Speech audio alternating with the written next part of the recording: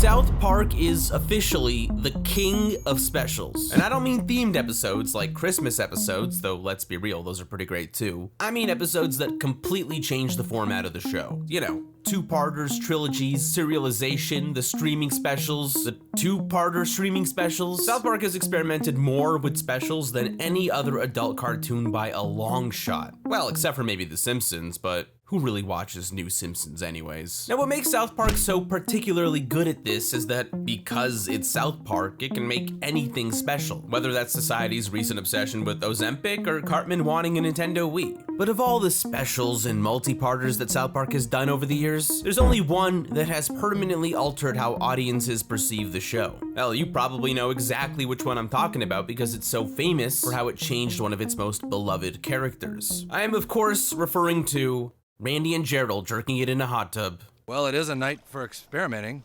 It sure is. Okay, I'll start. Nah, I'm just kidding. Though it is technically from a trilogy. But no, the special that changed South Park forever is the Coon Friends trilogy because of how it redefined Kenny. Oh my God, they killed Kenny! You bastards!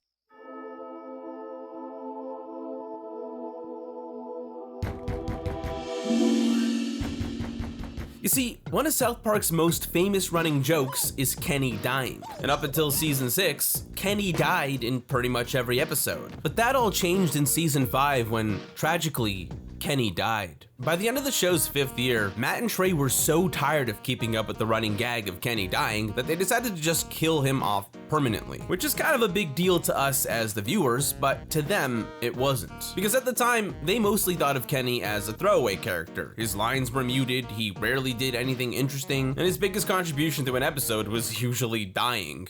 And we owe it all to these 6 brave little boys. 5 brave little boys. Kenny's lack of unique traits in the early episodes made him a lot more difficult to write stories for than someone like, let's say, Butters. So for all of season 6, they completely did away with him. But once he was brought back to the show in season 7, they started dedicating more time towards developing his personality and giving him larger roles in the stories. Now at first this was just based on his personality traits from the earlier seasons, which, well, you know what Kenny was like in those early seasons. He was all about that pussy. Getty, do you by chance know what happened to my Playboys? Yeah, when Kenny was first brought back, a lot of those early moments were about the more wild and degenerate aspects of his character. He'd do things like snort space drugs, rejoice in dating the school whore, or get addicted to cat piss. But even though he was initially treated as a debaucherous character, he'd also do good things, like save the fate of the world by using his PSP skills to guide Heaven's army. Yes, good, Kenny! The angel spearmen are taking out their demon soul rippers! Oh, the cavalry angels are clashing with their black knights!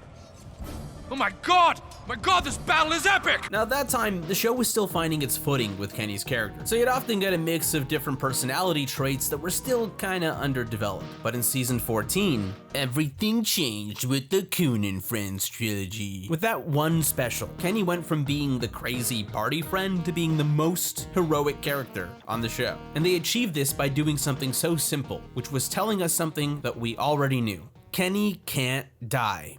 I can't die. I've experienced death countless times.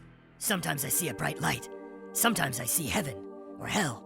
But eventually, no matter what, I wake up in my bed wearing my same old clothes. Now before I go on with this video, I need to say something. I know the title might say that this is about the trilogy, and it is, but I'm not here to do a recap of the whole thing. I'm here to talk about why this is the most important trilogy. Not the best trilogy. I mean, I don't think it's the best, but hey, that's just me. I'm just meteor shower pilled. But it is the most important trilogy. So I'm not gonna go through it scene by scene. I'm not gonna spend 10 minutes talking about the shrimp guy, like we all know he deserves. Just look at all my scrimp here. My scrimp is the best scrimp this side of Louisiana. Now down the road, got up in that scrimp. And it ain't worth the slime and newspaper it's sold on. Just look at all that earl on my scrimp. God, I love that man. Now, to be fair, the Coon Friends trilogy isn't the first time that Kenny's immortality has been mentioned. The show has explicitly shown us that Kenny can come back to life all throughout the early seasons. There's the time in season 2 where he sort of just fades back into existence after having died in the previous episode. Oh, hey, Kenny. There's the entirety of season 6, where Kenny's soul lives on in Cartman's body after he accidentally drinks his ashes. Kenny, no, don't do it, Kenny. Eric, did you just throw a paper airplane? No, it was Kenny. Very funny, Eric. Kenny's dead. Yeah, but Cartman drank Kenny's remains and now Kenny's soul is trapped in Cartman's body. Yeah. I'm just gonna assume that this is a unique property to Kenny's ashes, given that he's immortal. Like, I'm sure it wouldn't have worked the same way if Cartman had drank, I don't know, Miss Crabtree's ashes or something. But most importantly, in the season 4 episode Nambla, the show actually established the main way in which Kenny comes back to life, which is that after every time he dies, his mom gives birth to a new Kenny. Seeing as though Kenny passed away, maybe we should name him, Kenny. Yes. Kenny's such a great name. My little Kenny. A brand new Kenny. God, this must be the 50th time this has happened. 52nd. Damn, 52 times? Kenny's mom must be like an open door. Oh yeah, you come for the clickbait, but you stay for the Kenny's mom vagina jokes. Now I say that this is the main way that Kenny resurrects because it's exactly what we learn in the Coon Friends trilogy. That 10 years earlier, Kenny's substance-abusing parents attended the meetings of a Cthulu cult because they gave out free beer. And somehow, this led to Kenny becoming immortal, presumably in some way that relates to this drawing from the Necronomicon. And so whenever Kenny dies, his mom immediately gives birth to another Kenny that quickly ages back to where he left off. What? It's happening again.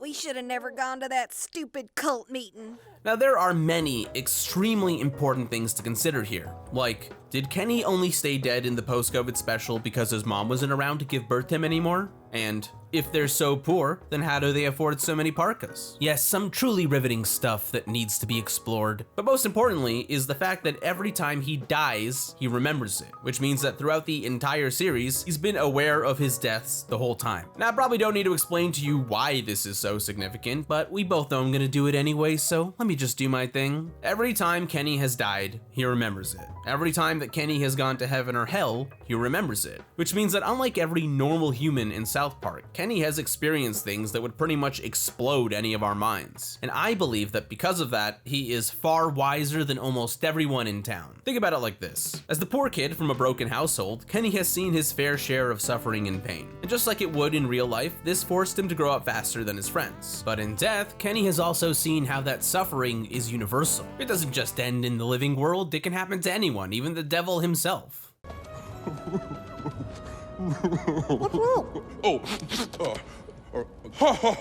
Soon the world will belong to me.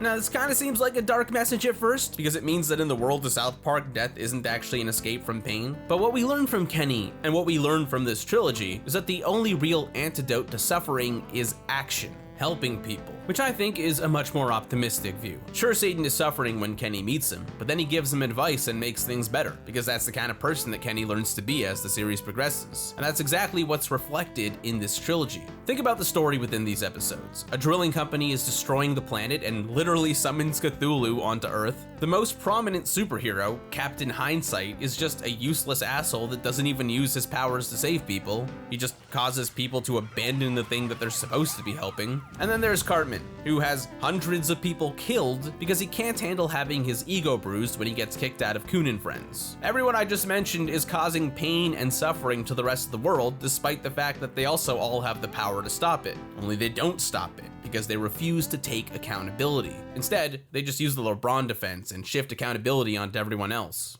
The tragic spill in the Gulf is a disaster that should have never happened. And as head of the oil company responsible, I would like to say, what should I do? Should I admit we've made mistakes? Should I remind you we've done this before? What should I do? But then there's Kenny, who knows that being a hero means taking accountability, which is exactly what he does when he dons the Mysterion mask. And he does that by helping the town, his friends, or even by trying to fix his broken family. Oh God, he's back! It's that mystery kid again! What the hell do you want this time? Hey, look, we did what you told us. We treat our kids better and we don't beat each other up as much. And we gave our sons allowances and stopped getting high every night.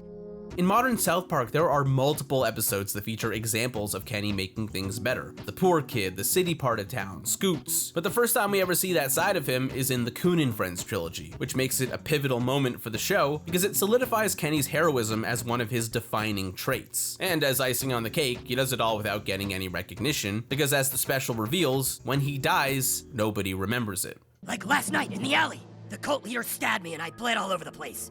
And you screamed, "Oh my God," and you called him a bastard. When was that? All the time. I die all the time, and you assholes never remember. I think we would remember you dying, dude. Now, if you ask me, this alone is arguably why Kenny's power feels like such a curse to him, because no matter how much he suffers, he's forced to do it in silence. And no matter how heroic or self-sacrificial his actions are, they will ultimately be forgotten. You know, unless he doesn't die, like when Captain Hindsight attacked the Coon Friends lair after Cartman blackmailed him. Then do it. Pull the trigger, Hindsight. If you don't believe us, then you don't have a choice. Pull the trigger, you pussy. Dude, Kenny, chill out. Interestingly, even though this trilogy was the first to confirm the idea that people forget about Kenny dying, the show has been hinting at it since the earlier seasons as well. Dude, one of your friends is going to die. Don't you see how serious this is? Now, I bet that you all think that I'm saying this is the most important South Park trilogy because of what it defines about Kenny. But the truth is that this special isn't just about Kenny. It's about the Coon Friends. It's about heroes and villains. And I don't mean the Beach Boys song, because in my opinion, it shows us something very important about the greatest villain in this story, the Coon. Cthulu, banish them to a dark oblivion, please.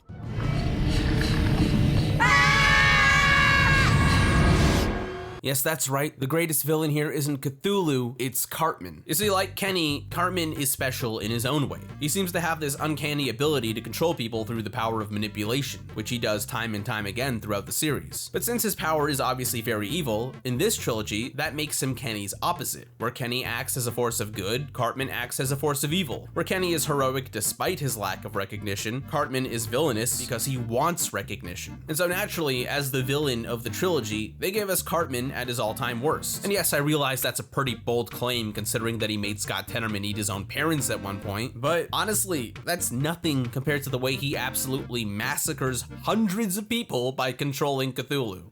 Tom, it appears that Bruce Valanche has arrived on the scene wearing a rat costume. Oh, you mother... Cthulhu, this guy too! Kill. Yeah, that's pretty bad. Even if he does kind of make up for it by killing Justin Bieber. Baby, baby, baby, ooh, baby, baby, baby, ooh, baby, baby, ooh, ooh, ooh. Yep, that's him. So long, Justin Bieber, you little douchebag. This trilogy goes out of its way to make sure Cartman is as evil as possible, not only because he is killing people left, right, and center, but even in the first episode when he attacks Clyde. This is very different from Cartman's usual approach to revenge, which is typically more manipulative, planned out. Because this was just a full-on physical attack. No beating around the bush, no elaborate schemes, just straight up tearing apart Clyde's face like an absolute lunatic.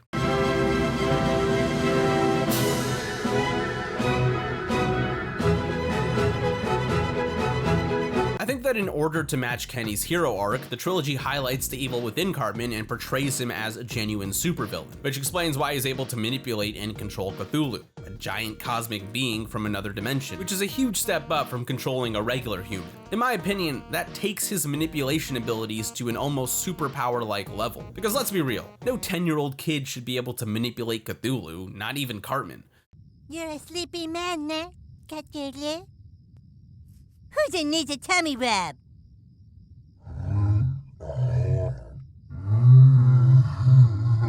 Now I hear you, you're not convinced that Cartman has superpowers of his own, but what if I told you that he's the only boy that's aware of Kenny's deaths? There's also the lawsuit of the little boy who died in your park. The family's entitled to the rest of this. What, Kenny? He dies all the time! Bet you didn't remember that line. Now with all this in mind, I'd like to propose a theory. What if this episode is trying to tell us about more than just Kenny's curse? After all, this special does make a point about subverting your expectations, like how Captain Hindsight is adored despite never actually helping anyone. Captain Hindsight is our protector and guardian. We're just thankful he was there for that fire. or how the mundane effort of a bake sale gets recognition, but Kenny's heroic efforts don't. And of course, how at the end of the episode, Kenny doesn't even end up being the real hero of the story. This trilogy is all about subversion, playing with expectations. That's why I find it so interesting that Cartman seems to have special abilities of his own, and that he might be the only boy that's aware of Kenny's immortality, because the episode draws your attention to Kenny, which subverts what's really going on beneath. So to me, that can only mean one thing, which is that this isn't the most important trilogy in South Park because of what it tells us about Kenny. It's the most important trilogy in South Park because we finally get to learn the true identity of Mintberry Crunch. After so many years, Bradley Biggle, the kid that's been in the background since Rainforest Schmainforest, is actually Gokzara from the planet Gokujan. Can you believe it? It's just so amazing. The planet is known for their berry mines. It's so incredible. Completely changed the show for me, forever. You can never look at South Park the same after watching this thing. Most important trilogy ever. Long live Gokujan, Shabagoo! Wow, can you believe it, Kenny? Bradley actually had superpowers. Isn't that cool? Yeah. I'm tired, guys. Think I'm gonna go to bed. Oh my god! Holy dude!